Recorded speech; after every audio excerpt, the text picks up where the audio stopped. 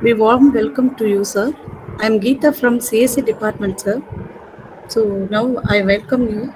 So Mr. Christo Ananth, sir, he's got his BA degree in Electronics and Communication Engineering in 2009 and his ME degree in Applied Electronics in 2013 and he received his PhD degree in Engineering in 2017.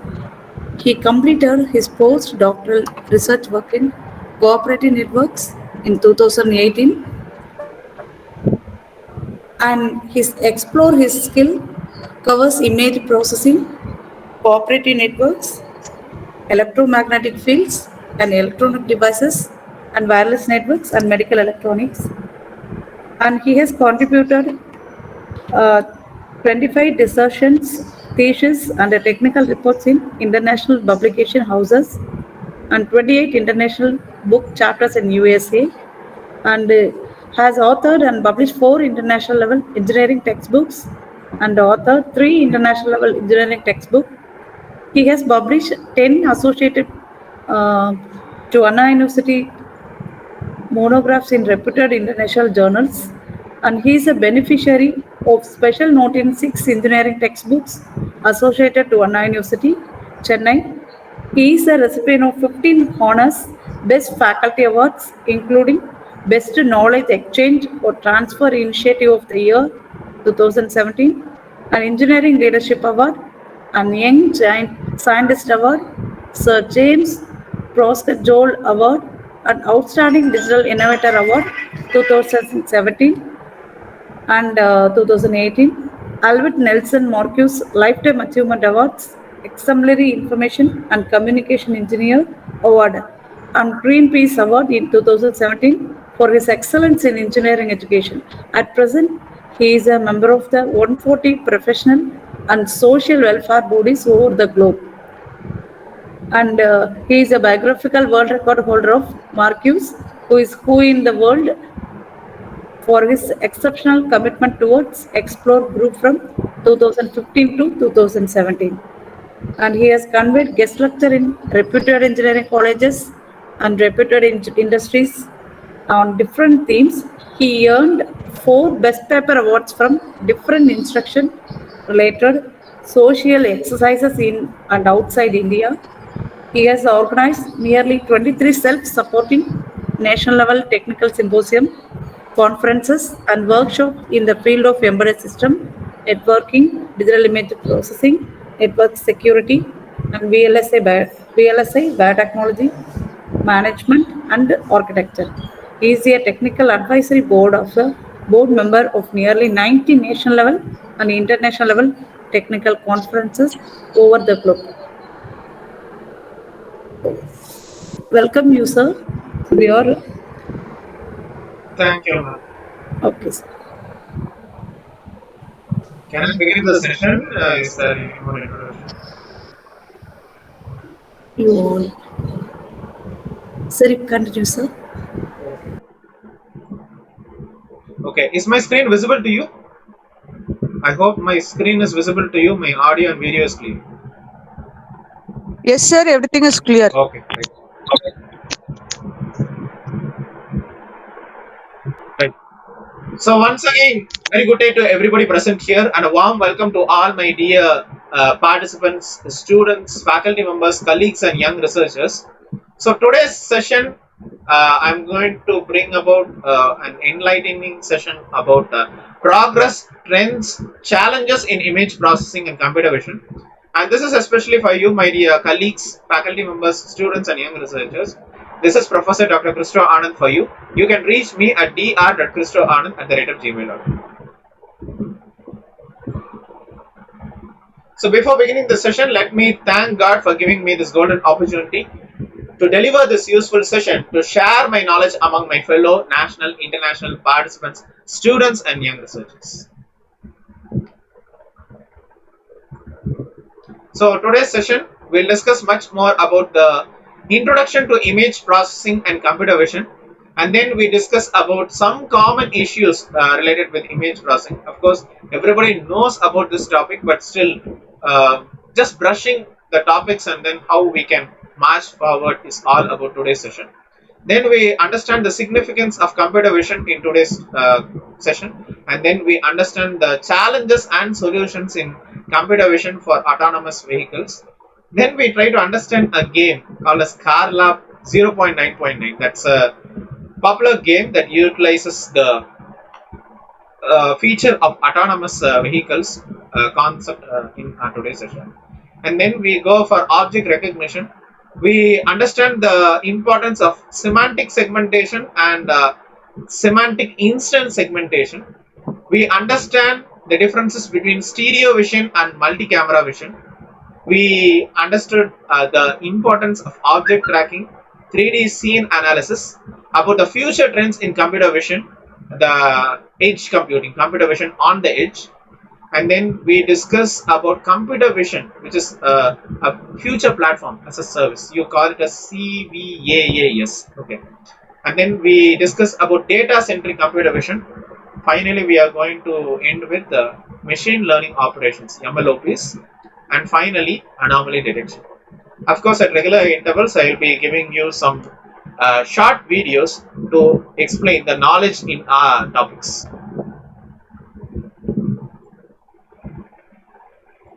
Right.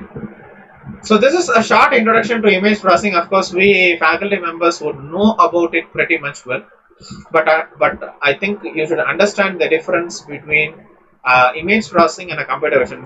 This has been one of the most debating topics, because when I just started my international career during 2017, I was allotted with a subject called machine vision, okay, and what you call it to be computer vision. So I was rather fighting with another faculty that image processing and machine vision are quite similar. But the thing is that machine vision or maybe computer vision is different from image processing in some aspects. Okay, so you cannot say image processing and computer vision are same.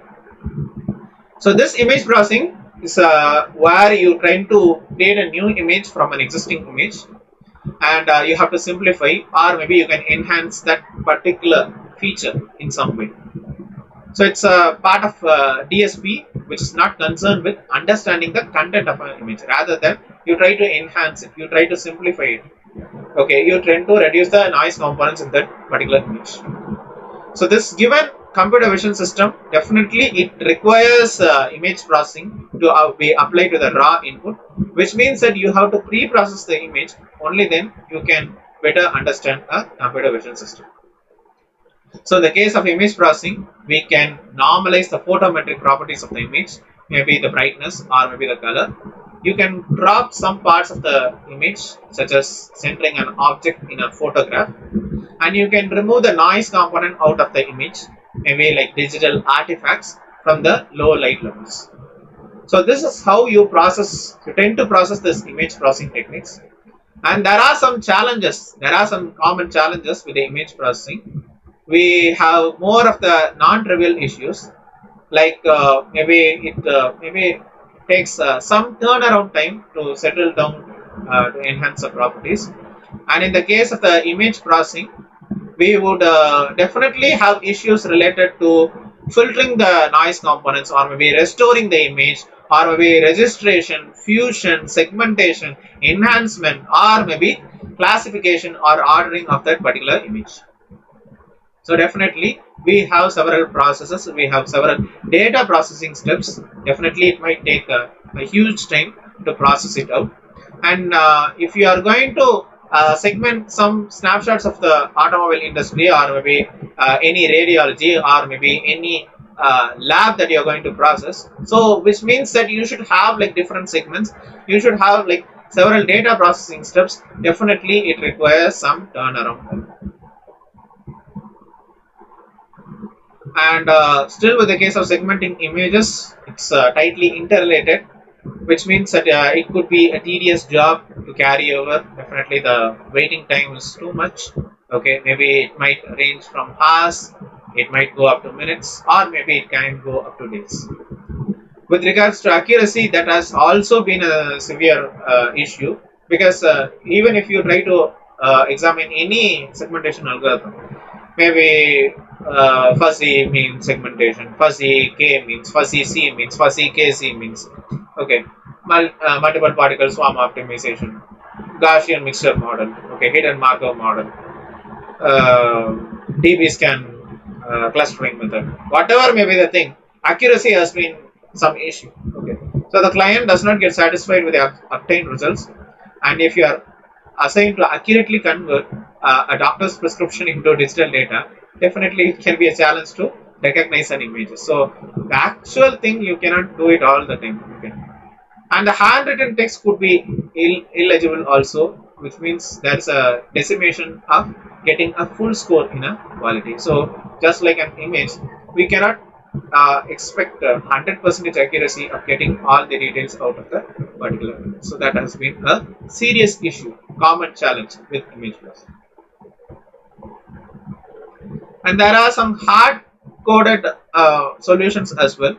So we are going to embed the data directly from the source code rather than generating it at a runtime. So such kind of data would be an image also, and in that scenario we can enhance the contrast of the image, or maybe a filtering can be tough even. And this challenge could stem from source code, maybe kernel or maybe method. Definitely the issues can be resolved in a generic manner, but if you convert these coded solutions into software solutions, so definitely that is going to add much more complexity to the algorithm or the method that you are trying to use. Even there are several methods of processing. Even you cannot rely on one particular method alone, because the method of photo processing might be different. Even the case of the filtering, okay, maybe you will have LPF, high PF, okay, low pass, spatial low pass filtering, spatial high pass filtering, Fourier representation, Fourier low pass, Fourier high pass. You will have like different filtering methods even. So that also the processing also would be diverse even. So these filters definitely can go for a mask for transformation, and even the method of data processing also might introduce new challenges. And there are n number of ways, several solutions to solve this digital image processing issue, and how we try to do that really matters. So when we come up with several modes of transformation, several challenges pop up at any point of time. Even the medical image processing that we are trying to deal, you can confidently say that it is a endless research. Okay, and it is considered to be the most important part of any kind of processing. And naturally, when you take in the case of a human brain, it tends to explore and innovate for several smart ways to simplify the processing. So endless research have come up in computer vision, endless research have come up in image processing, specifically in medical image processing. And we have to turn out this existing challenges. Maybe we can go for collaboration, or maybe clustering of these algorithms in order to match the accuracy, match the efficiency in our outcome. So that's why our researchers have come up with innovation patterns every now and then, and the challenge is to really filter out the best, really remove the noise components to the utmost, really process the data processing techniques to the efficient means, so that we can get the required output. So now that we similarly compare it with the computer vision, so you can discuss computer vision to be a set of techniques used to interpret image based data by the computers. Generally, image processing, it's possible to process all this data, but with the case of computers, yes, they are trying to get the images, but they are not being able to interpret these images. Okay, but they are not being able to understand these images efficiently. So that's the reason you go for computer vision or maybe machine vision. And this simple heuristics, definitely it will have like semi-intelligent ways of processing an image. Maybe you can take in case of gamma analysis enabled cameras to check if a particular area has been reached, and using ANN, convolutional ANN, you can go for capabilities of machines to rise to certain extent. So this is where the machine can context some part of the image, some part of the scene, and it will be filtering out the noise components in that image. Okay, or maybe the scene. Suppose if you take in the case of say similarly the Google Meet that we are trying to use, even the virtual background that I'm trying to use is one application of removal of the noise components. Okay, maybe the echo that I'm trying to hear on my own. That's also removing the noise components out of the image or maybe the scene. Maybe let us take in the case a child running into the street or maybe a car would be considered more important, okay, rather than a cloud in the sky or maybe a petrol station on the horizon. So definitely the background really matters. So it's all about how you try to enhance the image to the better extent. There are several challenges and solutions with regards to autonomous vehicles. Normally, we would have done some mini projects or maybe several projects in your final year classes with regards to autonomous vehicles. So here we have autonomous car sensors, which can be found in the autonomous vehicles. Like we have GPS, we have rear camera, we have in the front we have video camera, we have ultrasonic sensors, okay, and then we have odometry sensors, we have central computer that is associated. Here we have lidar, okay, light detection and ranging. Okay, so we have like several sensors that are available, and these sensors would be checking on this surrounding and be providing the controller neural network with the information that is required to make the decisions. So basically, if you take in the case of autonomous vehicle, you have a camera, okay, you have a rear camera or maybe can have a front camera, and then you have light detection and ranging lidar, okay, you have radar, and you have ultrasound sensor, and if you need it you have a odometry sensor as well that is associated with the wheel of the vehicle. Okay, so this sensors which we tend to associate with these autonomous vehicles would be having like hardware configuration as well as software configuration, which means that might be possible for a possible pitfall. Okay, so even a slight change in the sensor configuration, definitely it will be affecting the sensitivity or maybe the position with regards to the axis of the vehicle.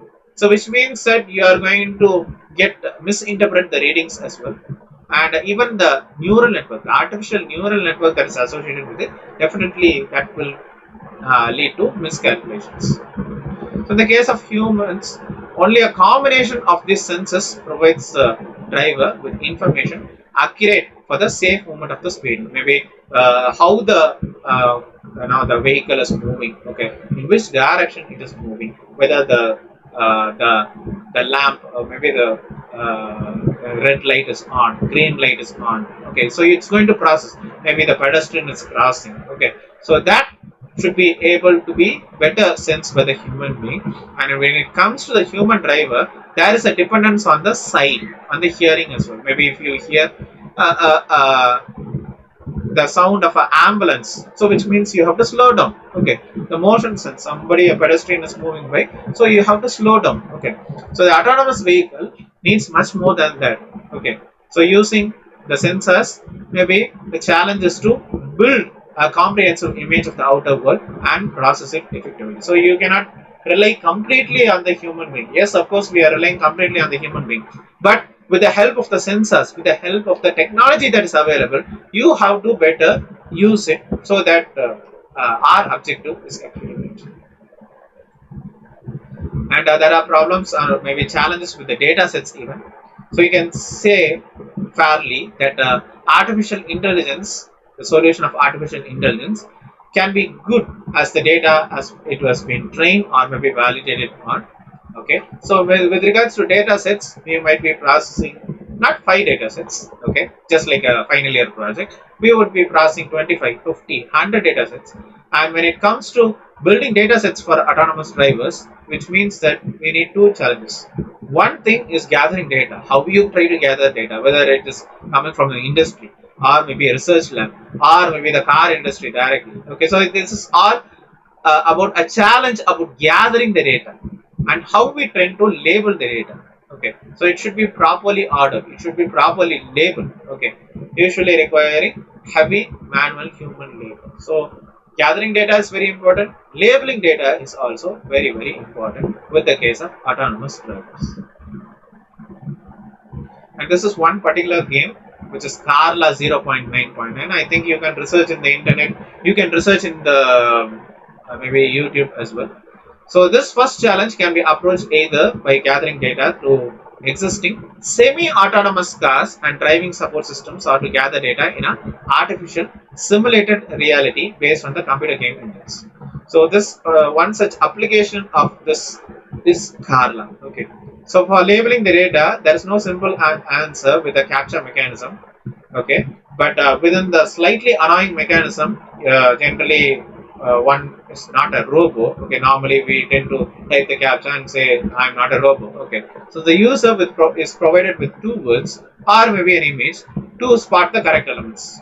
Okay, so normally when we tend to get access to the website, okay, maybe if you are trying to get access to any maybe word processing applications even, you might get a captcha and it shows identify the trees. So if you try to identify, it's a application of the artificial intelligence, and then you get access to that particular website. Okay. So when it comes to words, one is verified to be correct while the other is labeled by the user. So same thing goes for the image as well. With thousands of internet users tirelessly labeling images in search of traffic lights or maybe road signs or maybe pedestrians, definitely we are much into the objective of labeling the images correctly, and you have to train the images based on the pattern recognition based methods. So a company, maybe if you take in the case of an industry, okay, or maybe a software industry, you can say a company needs to be very much careful when it comes to gathering data, labeling data, and then training the data. So in each of the cases, 100% accuracy is what required in the data set. So when we try to process maybe 5 images, 10 images, 100, 50, thousands, 10,000s of images, so definitely it is going to be a challenge with regards to getting the images, processing the images, labeling the images, and training the images. So we have an out of distribution problem as well, even with the case of different regions like North America, Europe, or maybe Africa. While for a human driver, it's not a challenge to generalize maybe a pine tree, one kind of tree, and bob type of tree, and maybe move on without a second class. So definitely the autonomous car system can struggle with this problem, and definitely with an unfamiliar environment, it might be tricky as well. Okay. So consider this problem of generalization, which is associated with the neural networks. A car trained on data, maybe in US, can be significantly less capable of driving autonomously in Europe. So environment really matters. Okay. Normally we tend to have like different situations. Maybe if a pedestrian crosses, okay, which means you have to stop. Okay. If an ambulance crosses by, we have to slow down. Okay. So maybe the way you sit in the car, or maybe how you have to drive, definitely that conditions differs from country to country, from continent to continent, it differs. That's why they say it's difficult. It's the environment is quite different in US rather than in Europe. So that's how you have to train the particular scene. Even with the case of object recognition, I have an international example even. The narrow streets of Edinburgh's Old Town are incomparable to the planned streets of US towns or cities. Okay.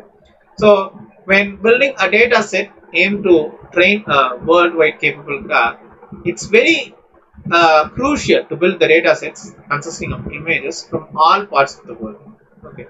So which means that the data sets can be even bigger, like the whole of the Google Street View, but it should be fully labeled. So Whenever it comes to object recognition, you have to come up with different training sets of images, and you have to come up with a larger street view so that you are going to effectively label and train the images. Even the most prime and the most basic task of computer vision algorithms is that you have to recognize one particular object in a picture. Like for example, in the case of liver and tumor segmentation. Okay, first you have to identify the liver, then you have to segment that particular tumor. Okay, so while computers outperform humans in multiple image recognition tasks, but still similar images in a similar background, maybe in the case of autonomous vehicles, identifying one particular component in that particular image or maybe scene can be quite difficult for the human beings, and that's where the sensors, our sensors, would be much efficient. And there are still problems with object recognition even. So object recognition has to be done in real-time environment. So every time, just like your final year projects, you need not have to go on processing with the existing images. You have to process with the real-time images. And when it comes to input from a camera, it is sometimes based on the set of lines that are constantly flowing from the sensor, and definitely it is going to refresh a ever-changing image on a screen rather than a series of complete or maybe whole images. So definitely you have to identify the objects correctly without actually seeing them. Okay, so there are several elements in the environment. Definitely it can be confusing. Okay, just like a game, you have to identify it correctly. Maybe a truck in front of the car can be a very good example. Maybe you should identify which is a truck, which is a car, and which are the human beings. Okay, maybe the person maybe wearing a red color dress, standing in front of a red color bus.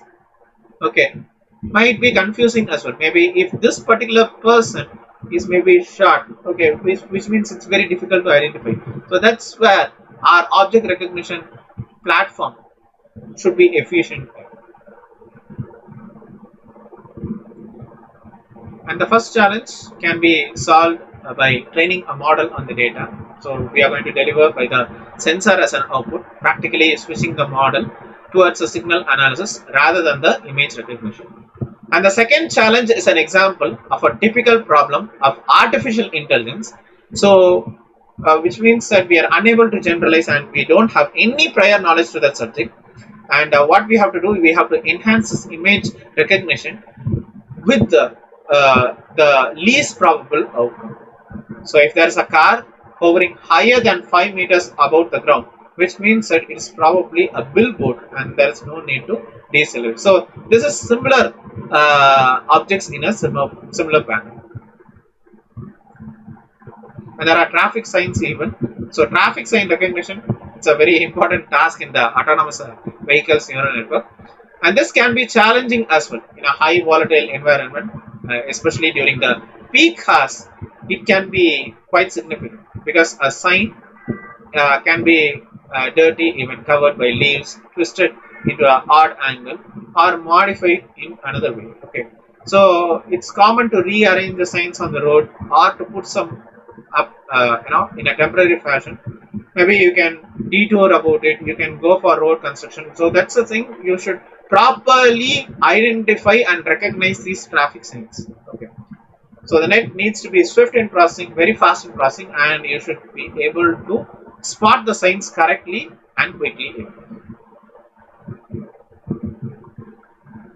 Even with the case of pedestrians who are crossing hereby.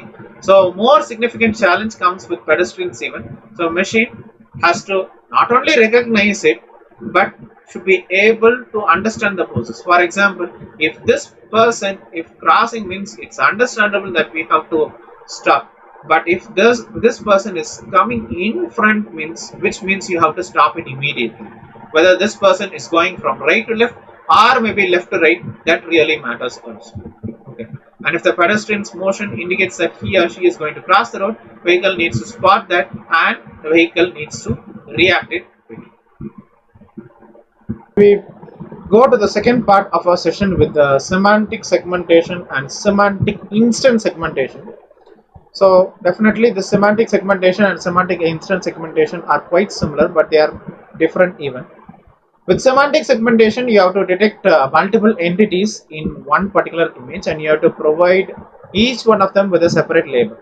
So it can be a car, it can be a road sign, it can be a biker, it can be a truck on the road at the same time. And this is all about semantic segmentation. With semantic instance segmentation, you have to identify the difference between each of the object in the scene. For example, if you take in the car of a car system, it's not enough that there are simply 3 cars on the road. It needs to be different from the order in which you track their individual behavior. Okay. So while semantic segmentation is going to frame each car, maybe each tree, or maybe each pedestrian, semantic instant segmentation is going to label as car 1, car 2, and car 3. So just like you solve the captchas, so you have 3 different cars. So all of them, it's being identified by the semantic instant segmentation. Semantic segmentation, it's about different elements. So the challenge is to deliver a bit of additional information about the number of objects on the road and their positions regarding each of them. Okay. So whether it is standing in the front or maybe the back or maybe left, right. So you can give some additional information even. And there are still problems associated with it. We have performance issues. So it's very much challenging to deliver a real-time object recognition due to the limitations of the sensor. Because the sensor which you are trying to do, maybe you trying to use, is limited. So just like in the video as you have seen, so in the beginning the sensors, the frame rate was much higher, so that's the reason we are not being able to get the information very quickly. Okay, so the same feature is limiting both for the semantic segmentation as well as for semantic instant segmentation. So sensor is very much important. And then there is confusion. While machines are increasingly efficient in the task, but the thing is that there are unpredictability factor even that is associated with the artificial neural network. So the network can be confused by several factors. Maybe the lighting factors would be there. Has of course the power has gone down. Okay, so there are unusual lighting conditions. Even we have weather conditions. Even some, it might be hot, it might be cold, it might be windy. Okay, so even the confusion lies with the case of the semantic as well as semantic instant segmentation. And this tackling problems uh, is all about how you deal with the data sets and how you get associated with the artificial neural network. So just like if you see in this image, this is the input image, this is semantic segmentation. So just identifying the parts in an image, but how you tend to classify really matters. Okay, and if you are going to provide this network with the artificial data, so generally you will have GAN, generative adversarial networks. So that's the way you tend to simplify this particular problem. Even we have stereo vision as well as multi-camera vision even. So this also has been a challenge even, we have depth estimation in order to better associate this stereo vision. So there are several tools. Maybe you can have, maybe just like in the case of the autonomous vehicle car, you have a camera radar, you have a light detection and ranging. That's very much useful for the multiple camera vision. But understanding the distance between the camera lenses and understanding the distance between the exact location of the object on the images, definitely it's a matter of concern to understanding the stereo vision. So here we have like a triangulation to make the depth estimation, and we have some problems associated with this. We have camera configuration, we have non-parallel representation, we have perspective distortion problem as well. So with the case of camera configuration, the set of the tools, maybe the components that you tend to use with the case of distance between the lenses, or maybe the how you tend to identify the sensitivity of the sensor. Okay, delivering the appropriate outcome, maybe additional challenges really matters with the case of depth estimation. So this has been a problem in the camera configuration. Even with the case of non-parallel representation, the cameras used in autonomous cars can deliver slightly different images, maybe without pixel to pixel world representation even. So that has been a problem that has been not align with the parallel representation. Even there is hardware shift in the pixel representation also. So it's a very challenging task to calculate the distance. Even there is perspective distortion even. So the bigger the distance between the camera lenses, the better the depth estimation. Okay. So we have several problem of perspective distortion as well. So that has to be encountered with the distance between the camera lens and the depth estimation. And the computer engineers still of today have come up, the researchers have come up with this, overcoming this challenge by featuring the engineering and combining the stereoscopic data with the information from the radar as well as the lidar devices. And it's a matter of concern that you have to deliver the best outcome, the best top class results. Okay, so a very good example is a multi-objective camera which is used in the automotive industry. So that's light. So how you tend to focus the light, how you tend to capture the the objects in a particular background, and how you are able to better sense it with a lidar as well as radar devices, that is a matter of concern. Even in the case of object tracking, even we are going to provide the autonomous vehicle control system with information about the current motion as well as motion prediction of the object. So here with the case of object recognition, we have several ways to get the the components in a particular image, like maybe a car, maybe a truck, or maybe a tram, and this feature is going to deliver much more useful information. Okay, whether that object is speeding up or maybe slowing down. Okay, it is accelerating or maybe decelerating or maybe maneuvering. So that also should be made possible efficiently by object tracking techniques. Even in the case of object tracking, we have some problems. Even we have risk estimation. So the network not only has to predict the movement, but also it has to anticipate the behavior. So the way, the order in which the cars move, so which means we should be able to predict it should move in that particular speed, it should move in that particular direction. Okay, and in the same way, a human driver is very careful about driving the near cyclist rather than when driving along with the other cars. So any incident can be dangerous for any person on a bicycle. So it's not about human identifying, it is with the help of the sensor that we tend to make the situation a safe one. So we have volatile background event. So when tracking an object, so the network has to deal with several changes in the background, which means that sometimes a vehicle might be approaching suddenly, sometimes a pedestrian might be crossing suddenly, which means that the road changes color, or there are trees, the backgrounds might be different, maybe the lighting, maybe if you are moving on along a curved path, means which means that sunset or maybe sunrise, that is going to affect it. Okay, and this is not a problem for a human driver, because but it can be very much confusing for the neural network, the artificial neural network that we tend to use. Even we have confusing objects even. So the objects on the road are fairly repetitive, which means we have dozens of red cars passing by each day. Okay, so the the tracking software should be able to correctly match it. Maybe there might be a chance that it might be mismatching one red car with another, and maybe the control network would provide some inaccurate information. So providing the controller neural network with multimodal data gathered by lidar as well as radar is a very good answer. So how you tend to provide the controller neural network really matters. Only then the lidar and the radar would be providing the accurate results. Maybe the light detection and ranging can struggle with the identification of that particular object, but definitely the position would not be a compromise.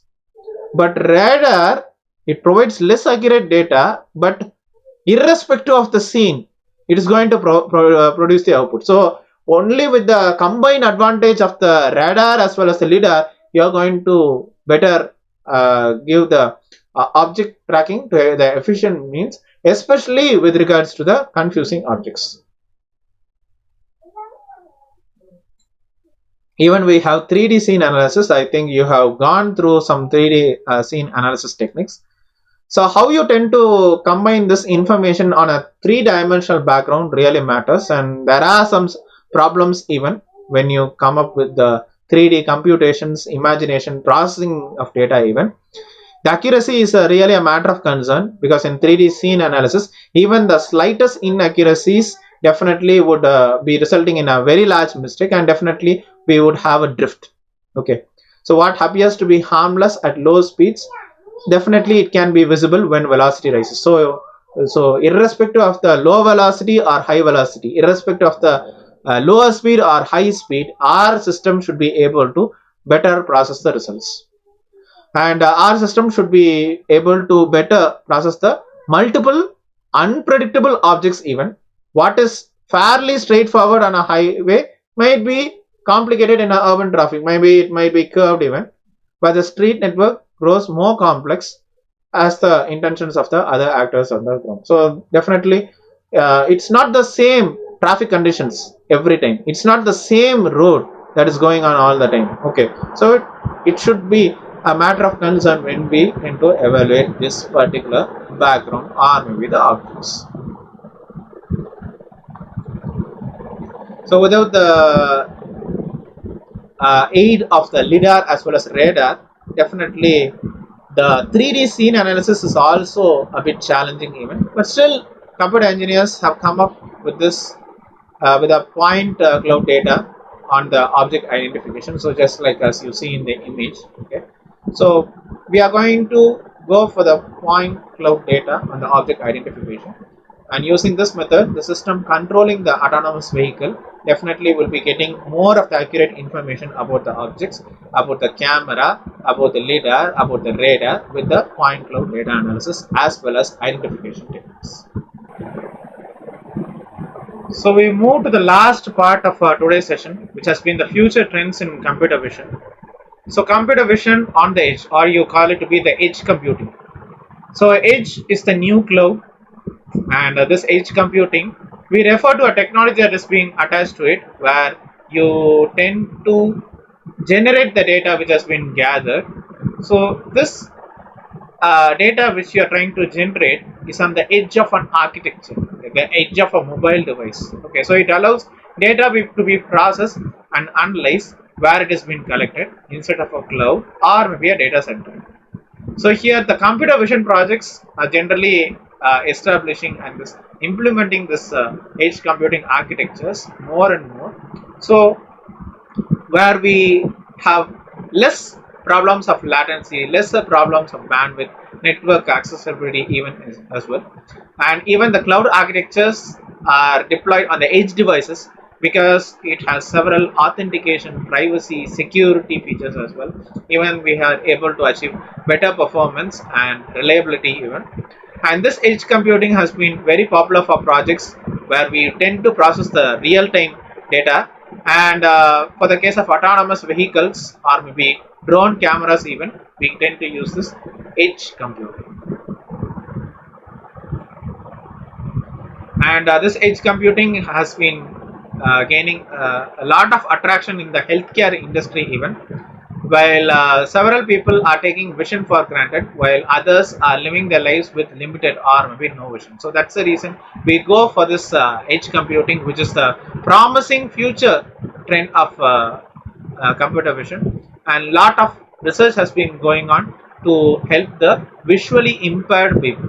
Okay, so with the advancements of the technology, definitely a computer vision technique can definitely identify objects, find a specific objects in a similar background, can detect the obstacles, maybe if, it can identify whether the intruder is crossing, okay, and so on. And with the case of the sign detections as well as navigation even, the computer vision has been a promising technique with regards to edge computing. Definitely it can be able to recognize people even, and we can share information about the human crowds. Similar use cases for computer vision on the edge definitely can help the visually impaired, physically challenged people even, or maybe you can protect some endangered species like deer or maybe crocodile even. So the list of use cases for edge computing, definitely it has several promising applications even. So that's the reason we tend to move on to edge computing. So this is CVAAS, okay, computer vision as a service. So as computer vision is gaining more attraction, definitely we can tend to use it in image processing platforms, data labeling, data training, as well as data curation even. So if not using a computer vision platform, definitely you'll have to go much about the workflow around your artificial intelligence processes, and you can get data from several sources. You can store data, you can train data, you can label data, and you can check for whether the data is correct or not, whether it has been mislabeled or not. You can do that, and you can upgrade the version even for the better services. So computer vision as a service, definitely it's a promising future trend which enables non-AI companies to take advancements over the technological advancements, and because the algorithms and APIs can be accessed on demand as a pay as you go model, so computer vision innovation becomes much more affordable, it's very cheap even, and it's very measurable also. So a smart move would be outsourcing the data annotation services and considering it as the first and most essential part of a successful computer vision project. So it is garbage in, garbage out. So if you are lucky enough to find a platform that is able to meet your requirements, so stick on to it and maybe go for several enhancements or advancements. So more than these services, it is all about the privacy, authentication, security, safety as well. So how you take it up really matters. And the another one promising future trend is data-centric computer vision. Okay. So computer vision is all about data and model, about how you feed it up. And the first step to build the AI models is gathering huge data sets for training. Okay. So model accuracy is also a matter of concern because we have to solve it by collecting large amount of data.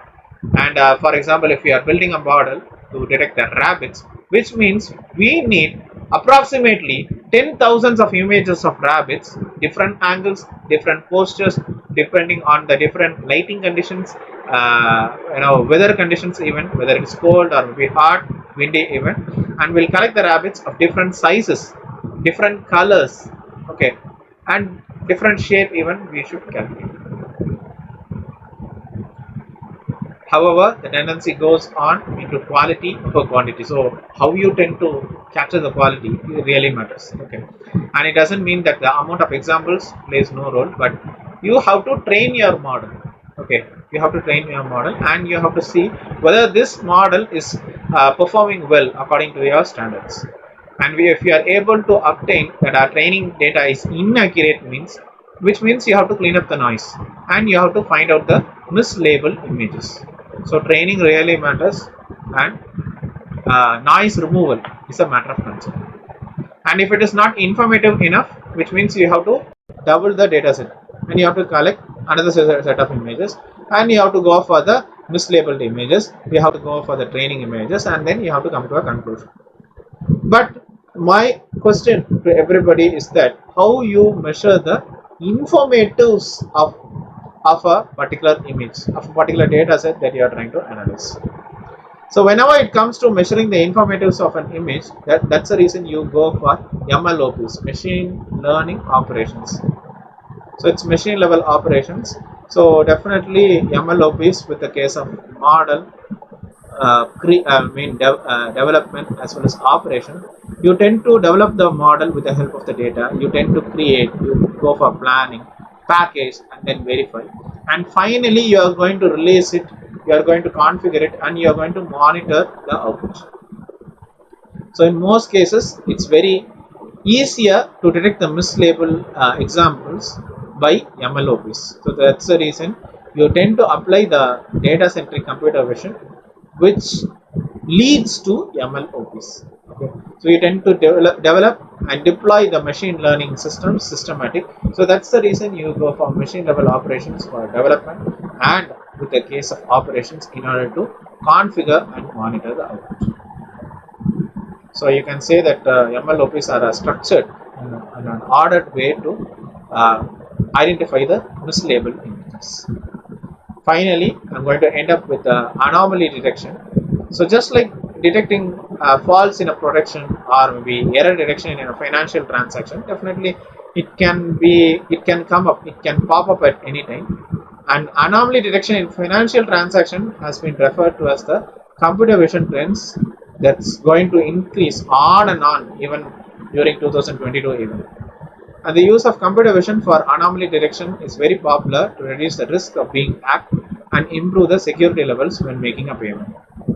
Even with the case of internet banking that we tend to use, every time you receive a OTP. Okay, so which means every time when you tend to add the beneficiary, when you tend to manage the beneficiary, when you tend to delete the beneficiary, definitely security matters a lot. And it's now possible to prevent potential frauds and detect anomalies in payment processes by training the machine learning based models in real time instead of requiring individual people to do the analysis. So this is where our computer algorithms perform better with the case of anomaly detection. Even the businesses are performing this safety of the end users and consumers during the financial transactions. And computer vision based anomaly detection, definitely it is going to change the risk assessment in the payment. May it be KYC, know your customer, or maybe anti-money laundering processes even.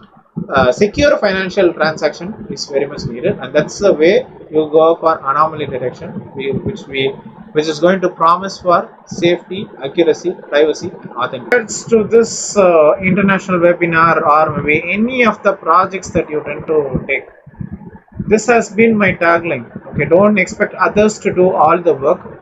Instead, you say to yourself, I have to initiate, I am entirely responsible, and I am the sole one, and I have to give my own promotion. So, now say to yourself. So, even with regards to any assignment that you tend to take in at any point in your career, okay, so I think you should say to yourself that you have to initiate everything. Okay, it is okay that you can come up with a group effort, but still the individual career, individual outcome, individual result is very very important. And at any situation, situations might choke up at any point in your life, and in that case you just imagine like a frog which is catching the neck of the crane. Okay, suppose you are cut behind in the mouth of the crane, catch hold of the crane so that you tend to bypass the situations. And international webinars such as these, or maybe faculty development programs, um, maybe funded projects, consultancy projects, whatever assignment that you are taking forward, you should come out really well, you should come out really innovative enough, and you should go for the right collaboration for the right way. So that's the thing I would like to share with you. Okay, so thank you for your kind patience, and let's all start working. So more out of this webinar or maybe the faculty development program, I would like to initiate or maybe emphasize on one particular point. Webinars of today, or maybe faculty development programs of today, are much more focused on attendance, much more focused on certificates, much more focused on how you tend to paint or maybe show an artificial feeling to the management where you're working with. It's not about that. Say, whenever you are attending any webinar, whenever you are attending any faculty development program, you should think about what I should get out of this webinar, what I should get after this faculty development program. Maybe you can come up with some international level collaborations. Maybe you can come with several funded projects out of this, and even the programmers, the computer vision programmers, the AI engineers, the AI researchers are gaining, are earning lots and lots of dollars. Okay, the minimum is $4,000 per month. You just imagine if you are in the right path, if you are in the right way towards success. So definitely it might be helpful for you. And whenever you go for anything, you have to come up with several varieties. normally we people tend to participate in a conference, maybe a national conference or maybe international conference. Maybe you tend to publish a research paper in a normal journal or maybe Scopus Index journal, SCI journal, or maybe ISI Web of Science Index journal. Okay, but you can add several varieties to your CV. Maybe like come up with several collaborative projects. You can come up with newspaper articles. You can come up with magazine articles. Okay, you should make others to follow you rather than you tend to follow everybody. You should make others to follow you, and this is a right platform that even the pandemic has gone and then we are going to start a new life. But we don't know whether the COVID might come up in any form. But the thing is that we are prepared to any situation, and there is no hindrance in education whenever it comes to research or whenever it comes to teaching. And we have been pretty much doing well, really well in online. And don't stop at any point in your life. Who knows, you might become a great programmer or maybe an efficient scientist and researcher in this particular field, where you can really collaborate to the next higher level. Okay. So this thing I would like to share with you. So don't rely too much about the the attendance or maybe the certificates even. It's all about how you take the next step forward. Okay, and out of this particular session, I think I shared maybe 1% of interest among you. The remaining 99% is all about in your hands, how you tend to take the next level with your research area. So thank you once again for the opportunity.